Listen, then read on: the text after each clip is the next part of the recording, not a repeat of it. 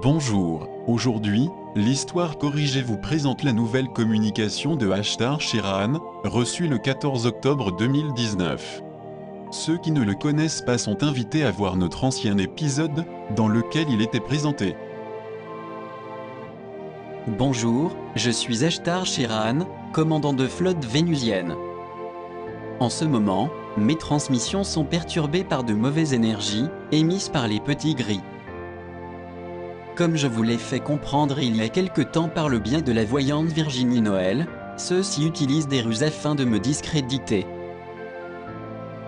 Les petits gris ont fait une imitation négative d'Ashtar et de ce fait, sa notoriété a été un peu descendue en flammes. C'est la raison pour laquelle certains m'ont cru noir avec des dreads. En réalité, vous disposez déjà d'une photo de moi-même, la voici. Ah, non, pardon, ça c'est mon enfance. Voilà, c'est celle-ci. Cette transmission portera donc sur les stratégies des forces de l'ombre ainsi que la richesse des hautes vibrations, et sur votre responsabilité par rapport à celle-ci.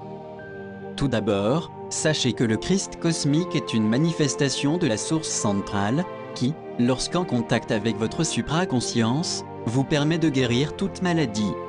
Le grand monarque, aussi nommé Oriana, supervise les échanges d'énergie nerveuse en œuvre dans la restructuration de votre biologie et votre régénération. Notre morphologie vénusienne évolue elle aussi en fonction des nouvelles vibrations, c'est pour cette raison que nous devons, comme vous, réadapter notre façon de nous nourrir. Nos corps nécessitent davantage de céréales et d'eau, raison pour laquelle notre cuisine s'est rapprochée de la vôtre. Mais comme dans la culture vénusienne, c'est la femme qui prépare à manger et fait le ménage, pendant que l'homme regarde le foot vénusien avec une bière dans la main, j'ai été contraint de convertir ma femme de force au pastafarisme, sans quoi elle n'aurait pas été capable de gérer la cuisson al dente de mes pâtes. Mais ne vous en faites pas, elle a gardé toute sa dignité, je fais partie des rares vénusiens qui accordent parfois le droit de parole à leurs femmes. Bref, comme vous l'avez compris, les petits gris n'hésitent pas à se faire passer pour moi-même afin de nuire à mon image, mais ne vous en faites pas, vous savez discerner le vrai du faux. Lorsqu'un message vous convient et vous fait plaisir, c'est le signe qu'il entre en résonance avec votre nature divine. Si en revanche, quelqu'un tente de ternir l'image de ma secte, vous savez déjà qu'il a été engagé par les forces de l'ombre. Or, afin de préserver la lumière, nous avons pris l'habitude d'asservir l'ombre. Par exemple, j'ai moi-même vendu mon âme à Satan, Hadès, El, Mictlantecutli, ainsi que toutes les autres divinités des enfers, de manière à les pousser à se battre entre elles lorsque je mourrai, se disputant mon âme.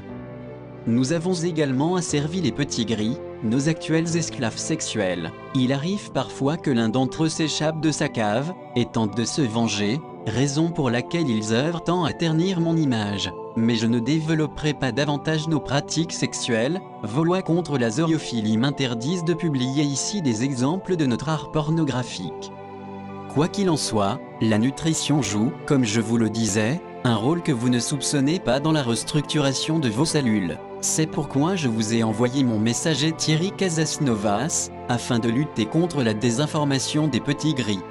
Comme il vous l'explique, boire du jus de fruits peut faire repousser vos membres amputés. Alors, est-ce qu'elle s'étend jusqu'à la possible régénération de nos membres? Évidemment. Évidemment, oui.